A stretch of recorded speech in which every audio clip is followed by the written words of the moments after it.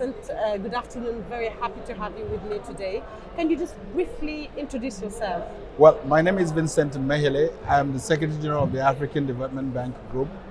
And so, simple and short. Okay, very simple and short. I like that. Just tell me, why are you here? I mean, why was it important for you to be here today?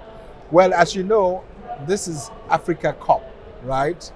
And Africa COP, which is said to be the implementation COP after Glasgow, is highly supported by the African Development Bank Group. As you can see, we are the African Pavilion, where the African Union, the African Development Bank, UNFCCC, and NEPAD, as the main partners, supported by other sponsors, have established this platform to be able to deal with those issues that are of concern to the African continent. So that's why we're here. We're here to be able to say what we are doing as the African Development Bank in advancing the kind of climate that Africa requires to ensure that we develop sustainably.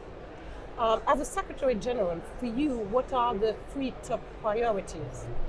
Well, the top priority is that, of course, my office is the stop shop, if you like, for all development proposals that come through the board. And the board eventually will approve them, and then we sign off on them and all that. So the priority is to see an Africa that develops sustainably, while at the same time being allowed to make use of the natural resources that God has bestowed to it. Second, for the international community to appreciate the position of Africa relative to climate change. Africa bears the greatest brunt of climate change, but with very minimal impacts on climate. It is said that Africa is only responsible for 3% of the emissions. Yeah, or at least less than 4% now. Less than 4%, but bears the greatest brunt. And then finally, for Africa to be focused in terms of its climate agenda. Because the whole idea of mitigation versus adaptation, but because Africa does not cause the problem, the issue of mitigation, as important as it is not terribly relevant for us, but rather adaptation.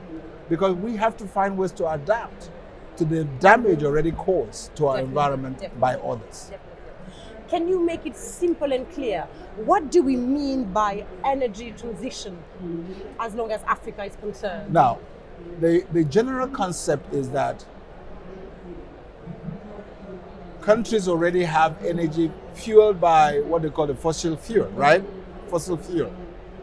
And then countries therefore need to move away from fossil fuel to clean energy. In this case, solar, wind, geothermal, and all that, right? That is the whole essence of transition because of climate change, to be able to, have a cleaner world. Now, the whole debate around transition has now been added another concept or a term, just energy transition. And the term just energy transition is, while it is important to transition to something, that transition has to be just, at least for the developing world, particularly for Africa. There has to be some measurable of an appreciation of the element of justice in this thing. A cynical person will ask the question, what is Africa transiting from? There's no energy. So why are you transiting from what doesn't exist? That's what a cynical person will ask. We say, okay, we want to transit, no doubt, but allow us to be able to use those resources such as gas, which has been identified as a transition fuel or source of energy.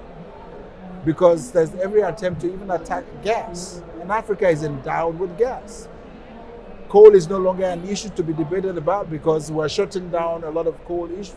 So why can't we use gas?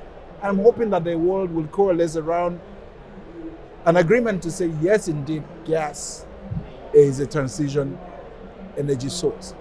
Now, Ukraine Russia-Ukraine war has complicated things for us, such that even those who thought they were transiting or transitioning to something are falling back to coal.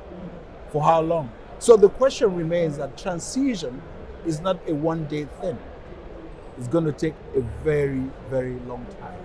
And even with the Paris Agreement, it is not envisioned that Africa will all of a sudden leapfrog to clean energy.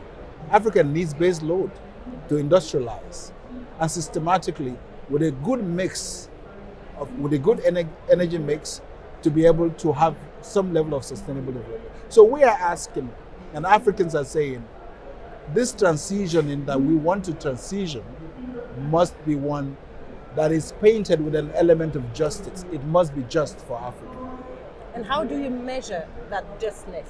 The ability to allow Africa to have the various sources of energy while, if you like, lowering the use as more energy sources, clean energy sources are tapped into, then we begin to surrender those other elements that are not as clean as we want them to be.